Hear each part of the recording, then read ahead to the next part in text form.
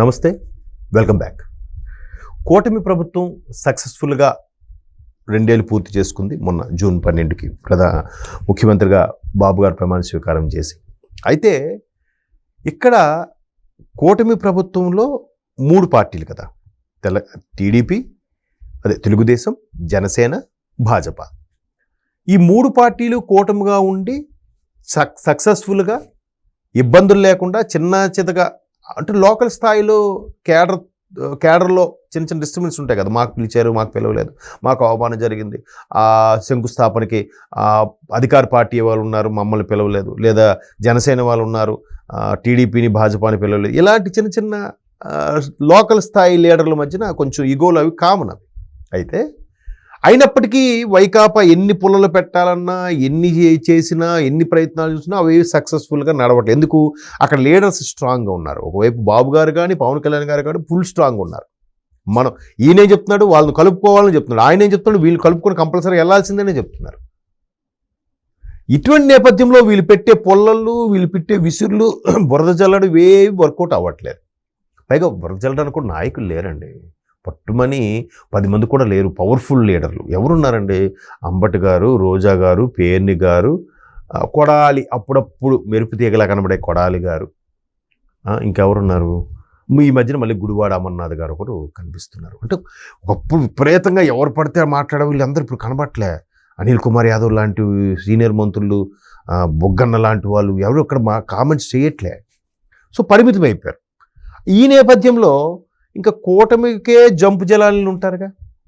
అయితే జనసేన నిజంగా పవన్ కళ్యాణ్ వచ్చినప్పటికీ ఒక కాపు సామాజిక వర్గం నుంచి మరొక పవర్ఫుల్ లీడర్ వచ్చారు.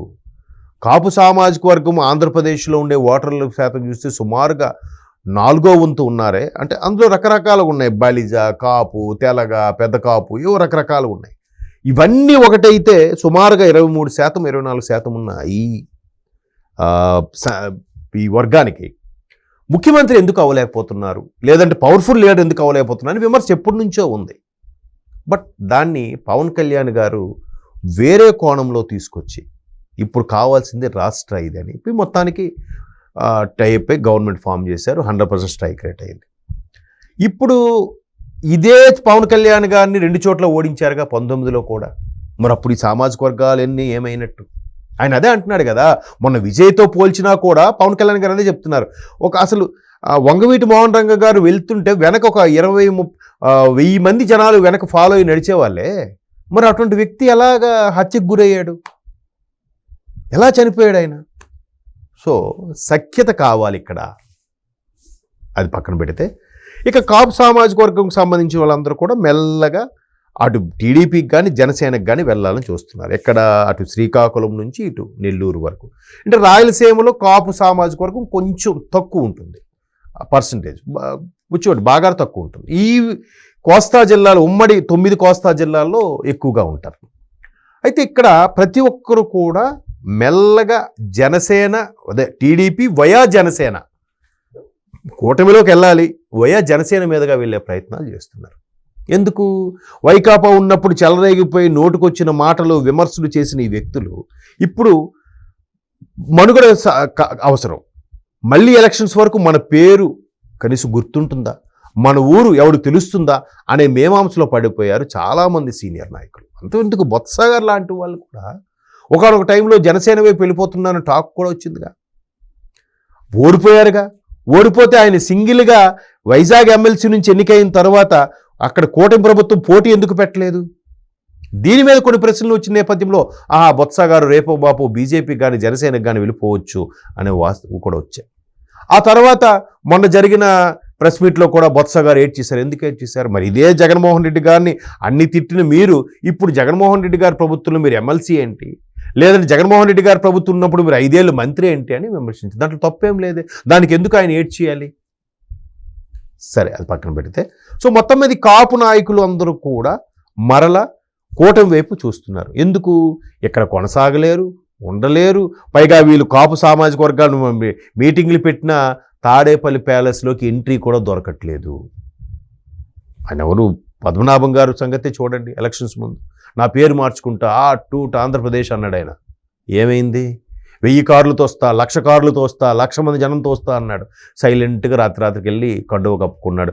మరలా జగన్మోహన్ రెడ్డి గారు ఓడిపోతే, లేదా చంద్రబాబు నాయుడు గారు ముఖ్యమంత్రి అయితే నేను నా పేరును మార్చుకుంటా అన్నాడు. దానికోసం చాలామంది ముహూర్తాలు కూడా పెట్టించారు. అఫ్కోర్స్ ఆయన ఇప్పుడు ఎక్కడ ఉన్నాడో తెలియదు. సో ఇటువంటి నాయకులందరూ కూడా ఒక్కసారిగా సైలెంట్గా మారిపోయారు. మారిపోవడంతో పాటు ఇలా ఉన్న ఇక్కడ పరిస్థితి, ఇంకా వైకాపా పరిస్థితి బాగాలేదు, కష్టము, సరైన నాయకుడు కూడా లేడు, సరైన క్యాడర్ కూడా లేదు, ఏ అణువులను లేక మినువులను లేక పార్టీలో కొనసాగలేక అలా అని టీడీపీని అంత భారీగా విమర్శించి నోటుకొచ్చిన మాటలు మాట్లాడారు కాబట్టి జనసేనలో కూడా వెళ్ళలేరు. ఎందుకు? జనసేనలో కానీ పోనీ అట్లీస్ట్ సెంట్రల్ పార్టీ బీజేపీని ఇప్పటికీ ఏం విమర్శించట్లేదు కదా, అందులోకి వెళ్ళిపోదామంటే ఇక్కడ టీడీపీ జనసేన ఎన్ఓసి అవసరం.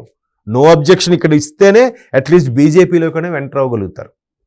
అలా కాదు, ఎలాగోలాగా కాలు మీద పడైన జనసేనలోకో టీడీపీలోకి వెళ్ళాలని ఈ సామాజిక వర్గంలో కొంతమంది సీనియర్స్ విశ్వ ప్రయత్నాలు చేస్తున్నారు. ఎందుకు? త్వరలో డీలిమిటేషన్ జరగబోతుంది, నియోజకవర్గాల పునర్విభజన ఖచ్చితంగా కేంద్రం చేస్తుంది, అది కూడా పర్సంటేజ్ ప్రకారం చేస్తుంది తప్ప ఓటర్ల ప్రకారం కాదు అని కేంద్ర ప్రభుత్వం కూడా చెప్పింది. అంటే 50% అన్నీ పెంచుతాము, రాష్ట్ర జనాభా ప్రాతిపదికన కాదు, కేవలం నియోజకవర్గాల ప్రాతిపదికన 100 నియోజకవర్గాల నుండి 150 చేస్తాం, 40 నియోజకవర్గాల నుండి 60 నియోజకవర్గాలు చేస్తాం, అంటే 50% పెంచుతాము అని. ఒకవేళ అలాగానే జరిగితే ఈ సీనియర్లందరూ కూడా అమ్మ ఇప్పటికే కూటమిలోకి వెళ్ళామంటే హౌస్ఫుల్. ఎందుకు? 3 పార్టీల కలయిక కాబట్టి సీనియర్స్ ఆశావహులు ఉంటారు. వాళ్ళందరినీ రెబల్గా మారిపోకుండా ఉండాలంటే ఆయా పార్టీలు వాళ్ళకి నామినేటెడ్ పోస్టో, ఎమ్మెల్సీనో, రాజ్యసభో, లేదంటే ఇంకేదో టీటీడీయో అదో ఇదో చెప్పి బుజ్జగిస్తూ వస్తుంది. సో డీలిమిటేషన్ అయితే ఇప్పుడున్న పార్టీల ప్రకారము వాళ్ళందరికీ హ్యాపీగా సీట్లన్నీ అయిపోతాయి, దొరికేస్తాయి. అమ్మ సీట్లు దొరుకుతాయి కాబట్టి మనలాంటి సీనియర్లు ఇదే టైంలో జనసేనలో కానీ టీడీపీలో కానీ అడుగు పెడితే మన సీటు పదిలము. సో ఇట్లాంటి పరిస్థితుల్లో మెల్లగా పావులు కదుపుతూ అటు కూటమిలోకి వయా జనసేన మీదుగా రావాలని, లేదా వయా బీజేపీ మీదుగా రావాలని విశ్వ ప్రయత్నాలు చేస్తున్నారు. సో మరి ఎంతవరకు సక్సెస్ అవుతారో చూద్దాం. ఎందుకంటే టీడీపీలోకి రావడానికి ప్రయత్నించలేకపోతున్నారు. ఎందుకంటే కూటమి బలంగా ఉన్నప్పటికీ 80% సీట్లు టీడీపీవే కదా. సో జనసేనలోకి వెళ్ళే అవకాశం ఉందేమో. బీజేపీలోకి వెళ్తే సెంట్రల్ పార్టీ కదా, కొద్దిగా ఇక్కడ కాకపోయినా అక్కడైనా కొంచెం సెంట్రల్లో కొద్దిగా ఏదో మన పనులు చేసుకోవచ్చు, బీజేపీ చెప్తే బాబు గారైనా వింటారేమో అని ఆ ప్రయత్నాలు చేస్తున్నారట. చూద్దాం, ఇంకొక సంవత్సరం తర్వాత భారీ సమీకరణలు జరిగితే మొత్తం మీద వైకాపాలో కాపు సామాజిక వర్గం చెందిన సీనియర్లందరూ కూడా ఖాళీ అయిపోతున్నారనేది ఈ వార్త యొక్క సారాంశం.